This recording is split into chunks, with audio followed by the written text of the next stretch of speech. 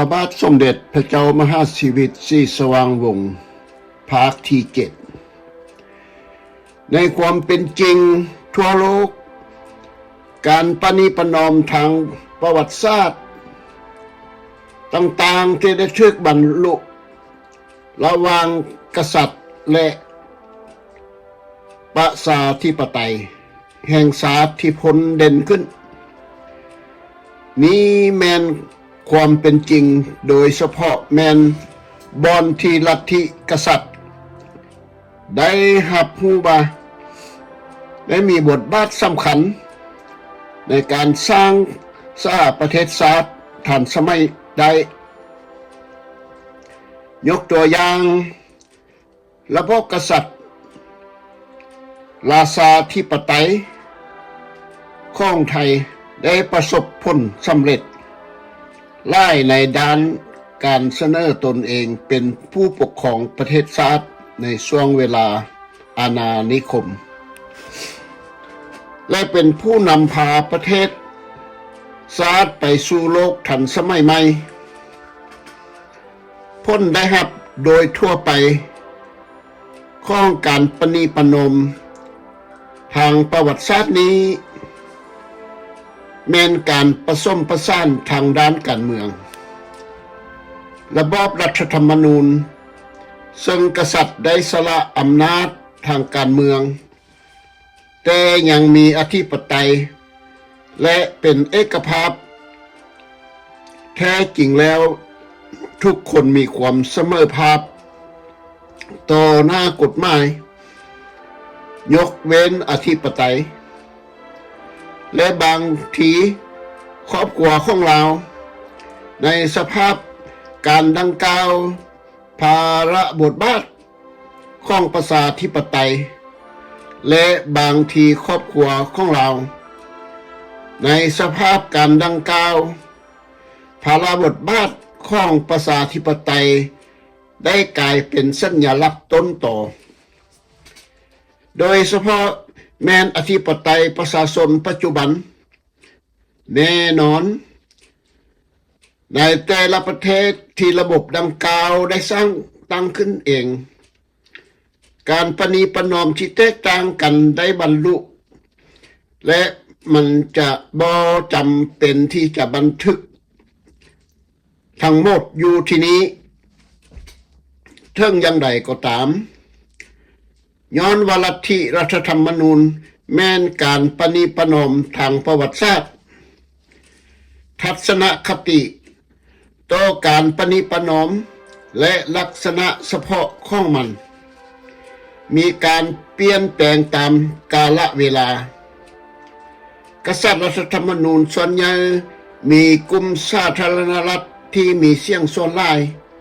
หรือน้อยที่เรียกร้องให้ยกเลิก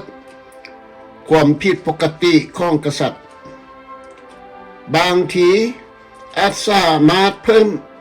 โดยการเปรียบเทียบว่ารูปแบบต่างๆของระบอบการปกครองของระบอบราชาธิปไตยอาจจะกล่าวเพิ่มเติมได้โดยเปรียบเทียบเวลาราชาธิปไตยภายใต้รัฐธรรมนูญส่วนใหญ่จึงมีกลุ่มแกนนำของพรรคบ่หลายก็น้อยที่เรียกร้องให้ยกเลิก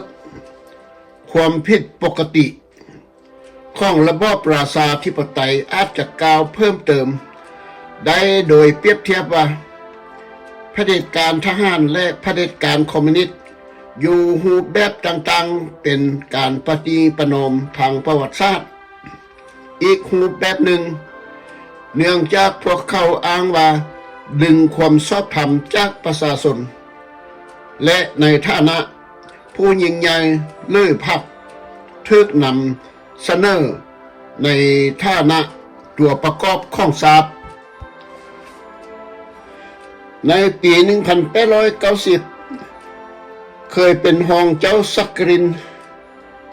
และดำรงตำแหน่งเป็นรองเจ้าฟ้าศรีสว่างวงศ์จนถึงปี 1920 พระองค์สิ้นพระชนม์นี้แม่นเจ้าสายสุวรรณราช ในขบวนแห่พระธาตุหลวงที่นครหลวงพระบางในปี1938เป็นผู้นำของราชวงศ์วังหน้าพระองค์ยังคงเป็นผู้สนับสนุนอย่างสัตย์ซื่อ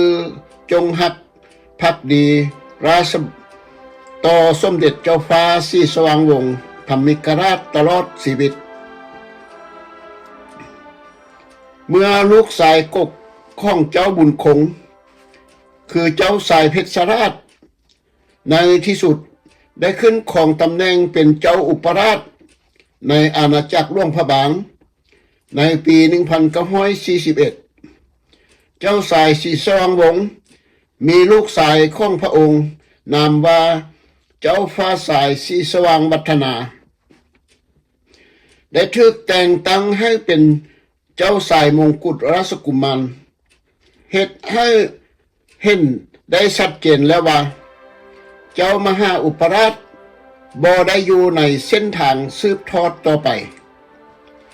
เท่งอย่างไรก็ตามยังคงมีความบ่แน่นอนที่สำคัญในสถานภาพญาติพี่น้องของห้องเจ้าเพชรราชและเจ้าฟ้าสายมงกุฎราชกุมารศรีสว่างวัฒนาในช่วงของปี1940ที่ขบวนการลาวอิสระและเสรีลาวแตกแยกออกจากกันที่สนับสนุนส่องเส้นทางการทึกลัทธิขัดแย้งอย่างชัดเจนแต่ปี1893 1907อาณาจักรหลวงพระบางขึ้นกับแข้งหลวงพระบางเท่านั้นหลังจากนั้นแล้วสยามบุรีหรือแข้งล้านช้างได้ทึกเพิ่มเข้าวงสาคณะญาติภายหลังการสรุปสนธิสัญญาชายแดนกับสยามหัวพันได้ติดพันกับอาณาจักรลาวในปี1931ในปี1941นั้นเสียงขวางเวียงจันทร์และหัวข้องร่วงน้ำถาบ่อแก้วอุดมไซฝรั่งเศสได้เพิ่มเข้าในการสดเสยการสูญเสียสยามบุรีให้กับสยามภายหลังการสู้รบระยะสั้นๆระหว่างฝรั่งเศสกับสยามมีการเฮ็ดให้ทันสมัยแท้ๆของการจัดตั้งของระบอบราชาธิปไตยในภาคเหนือจนถึงปี1940แบ่งออกเป็นวังหน้ากับวังหลวงสร้างอุปราชวังหน้าวังหลวง